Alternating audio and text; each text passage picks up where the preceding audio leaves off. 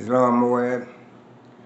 My name is Sheikh King David Samuel Carter Bay, Swift Angel number 7.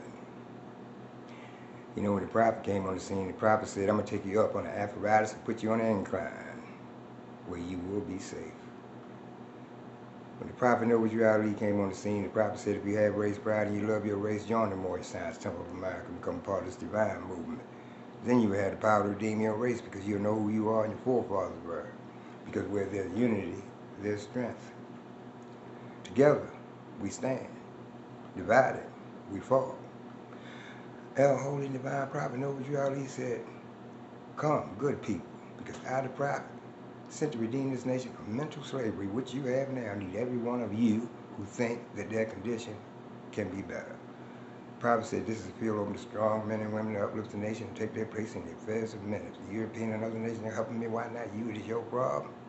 The Negro problem is being solved only as it can, and that is by the Moorish National Divine Movement.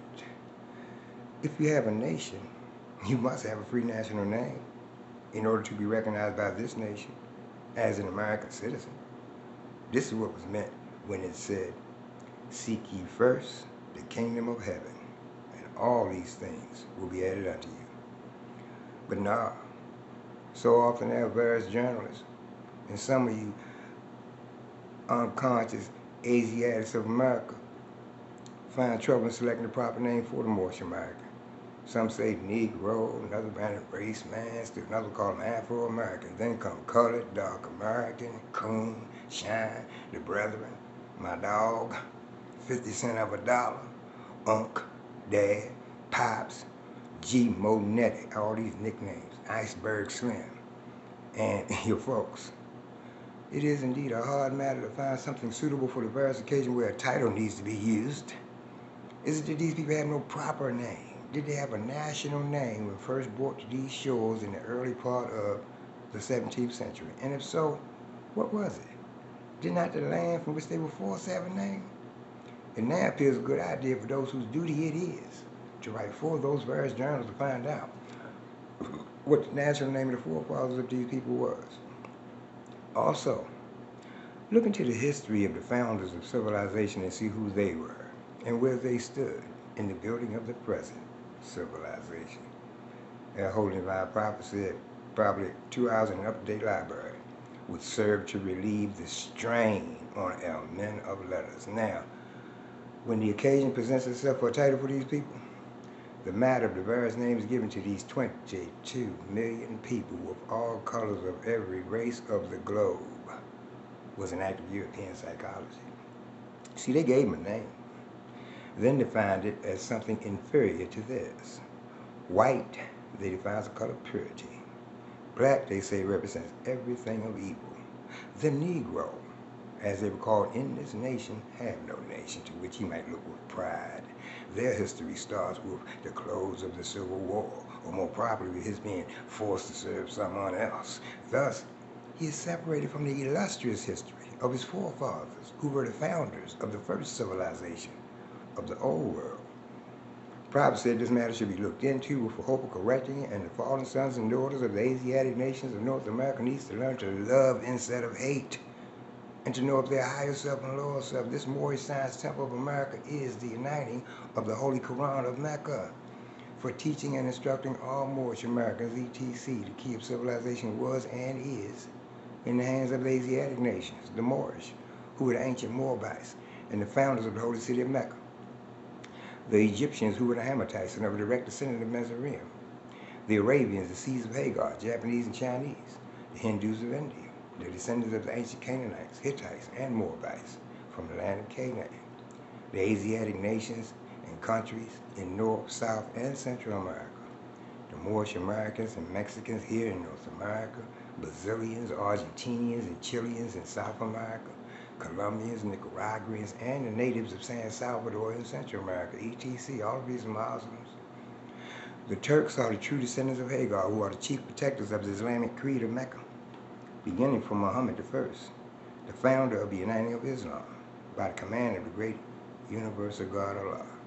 You see, Islam is a very simple faith. It requires man to recognize his duties toward God, Allah, his creator, and his fellow creatures. It teaches the supreme duty of living at peace with one's surroundings.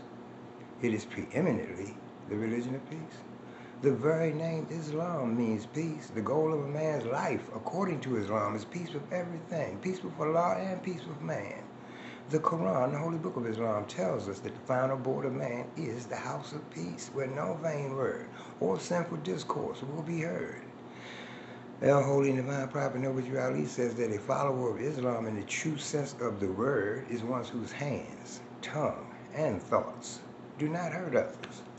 Object of man's life, according to Islam, is his complete unfoldment. Islam teaches that man is born with unlimited capacities for progress. Islam does not support the idea that man was born in sin. It teaches that everyone has within him the seeds of perfect development, and it rests solely with himself to make or mar his fortune. The cardinal doctrine of Islam is the unity of his Father Allah. We believe in one God, Allah, who is all God, all mercy, and all power. He's perfect and holy, all wisdom, all knowledge, and all truth. These are some of his great attributes so far as we can understand. He's free from all defects, holy and transcendent. He is personal to us insofar as we see his attributes working for us and in us. But he is nevertheless impersonal because he's infinite, perfect, and holy. We do not believe that death, decay, or sleep overtake him. Neither do we believe that he is a helplessly inactive and inherent force. Nothing happens without his knowledge and will. He neither begets nor is he begotten, because these are the traits of frail and weak humanity. This unity of Allah is the first and foremost pillar of Islam, and every other belief hangs upon it. But in this age, there's still much religious controversy as to the right thing. You got big and powerful ministers who have come to the conclusion that something is wrong. Some say it is the Ten Commandments. Others say there's a lack of sincerity in the purpose of the churches. And still others think that it is all worthless and not fit for the time it takes to attend them.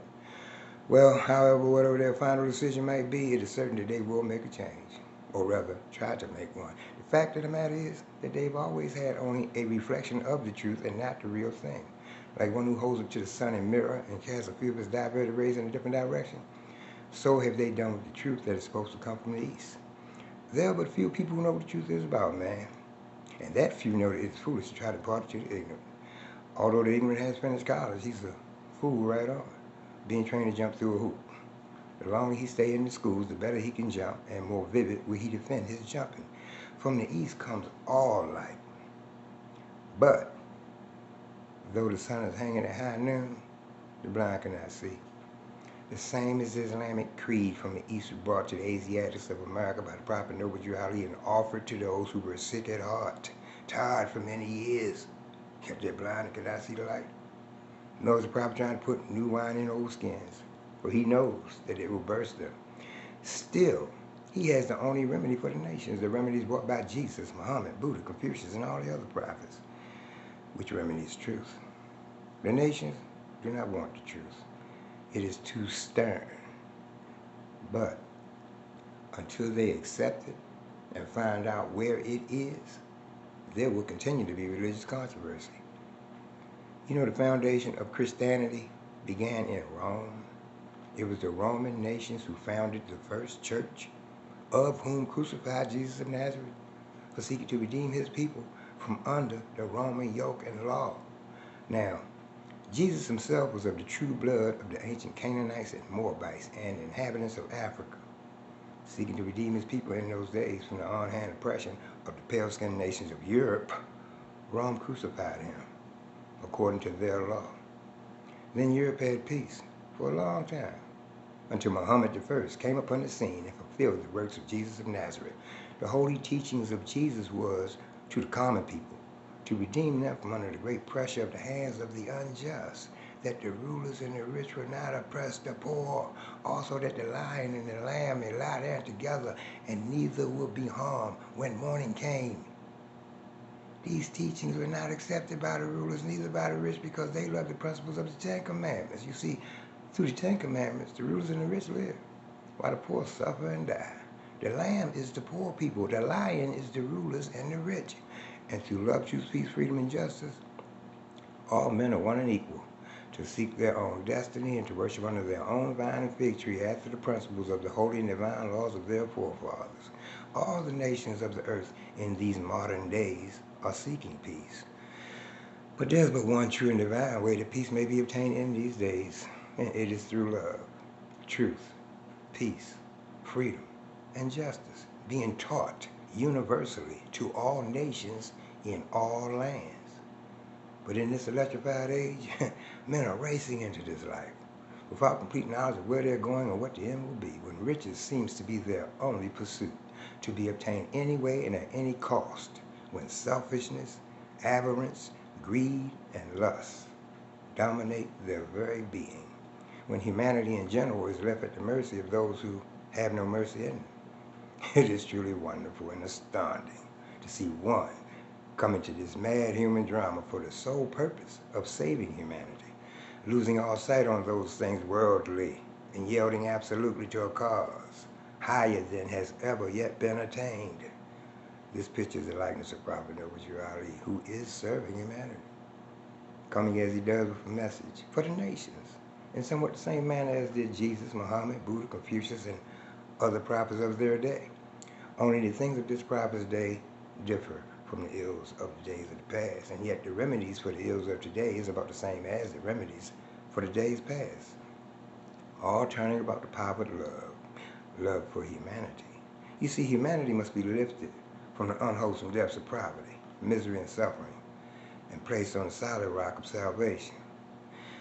Now, there's some who claim to do this, but upon investigation, one finds that they have slouched under the wings of their cross to extract from those who come to them means by which they can have the pleasures of this life while they point their followers to joy after death. You see, while they feed their sheep, they also shear them while eating.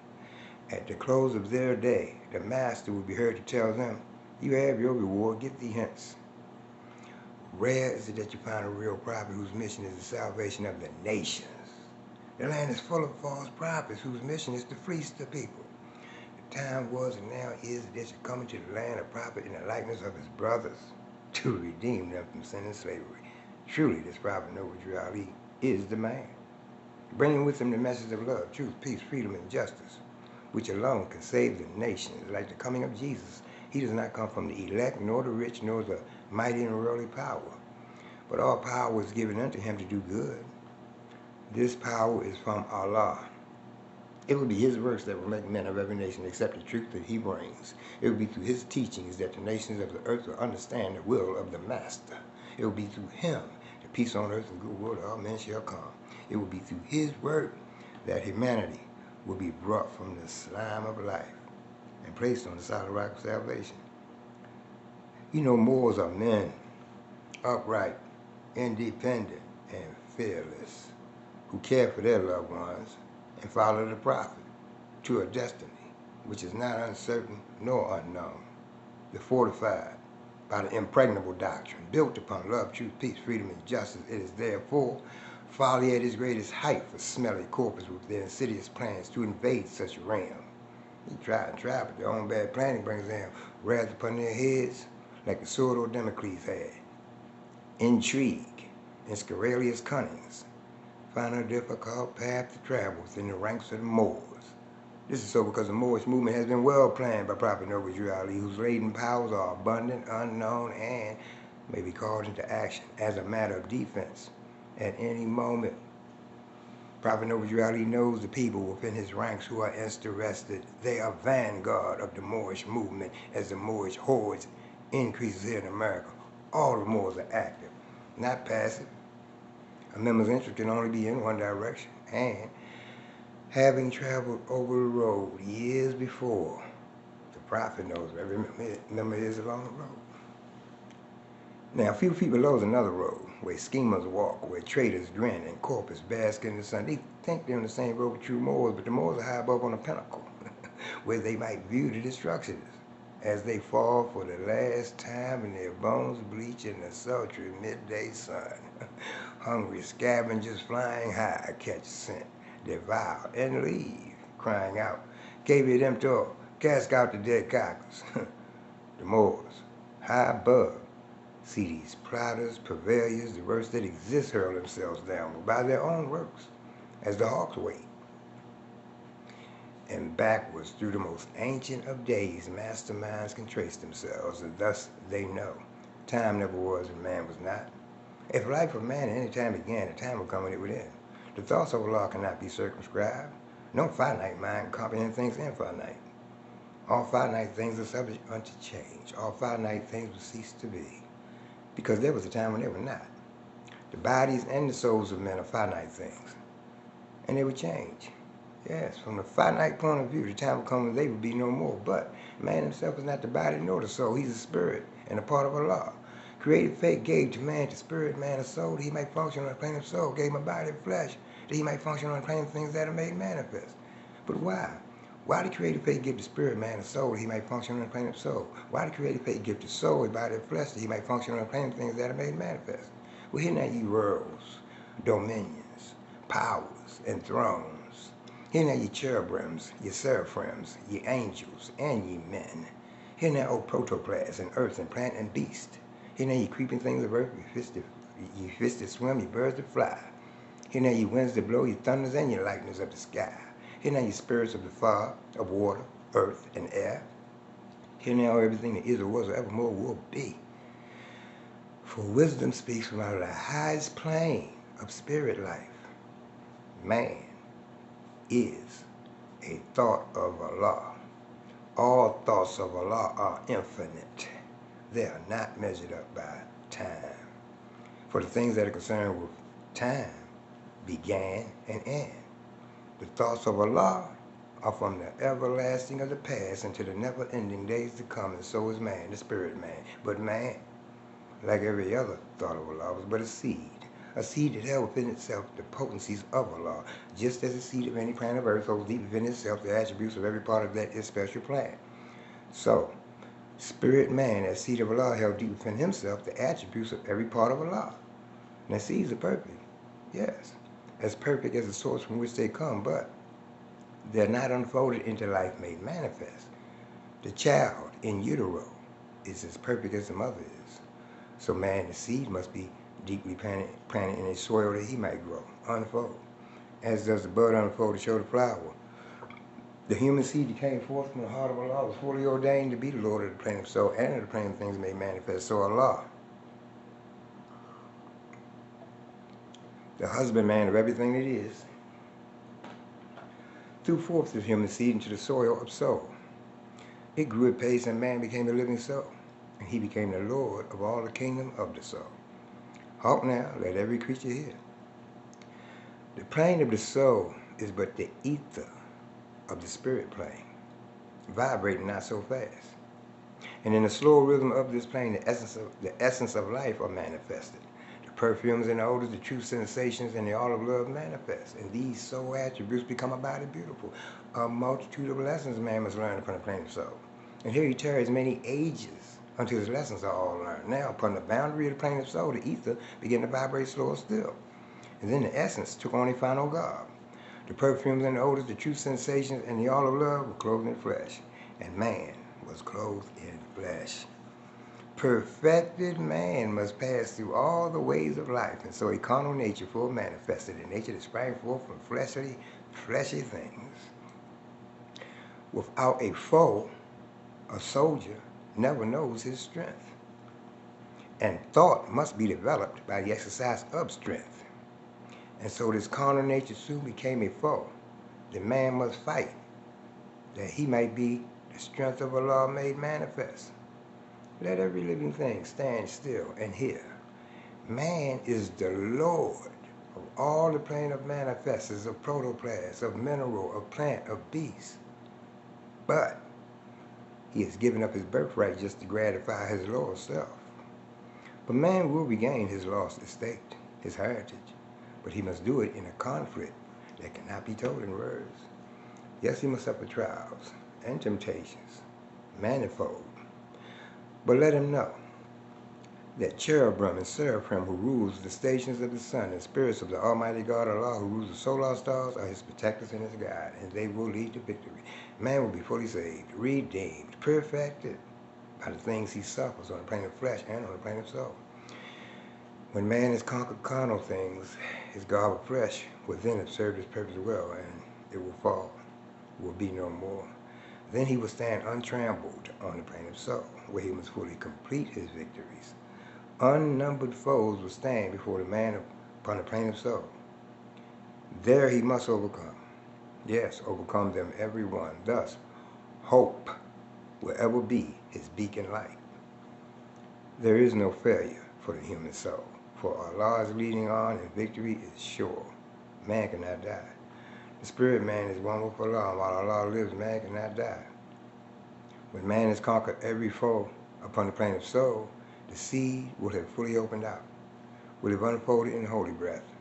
The garb of soul will then have served its purpose well, and man will need it nevermore, and it will pass and be no more, and man will then attain to the blessedness of perfectness, and be at one with Allah. Time never was when man was not, because man was, is, and always will be a thought of Allah, a part of Allah. Islam, Islamism. Love, truth, peace, freedom, and justice. The prophet said, I'm going to take you up on an apparatus and put you on an incline where you be safe. That incline is that star and that crescent. That star is you. The prophet put you there on that apparatus. That apparatus is the Moorish Science Temple of America. It'll take you and put you on that incline where you be safe. Islamism. Peace out.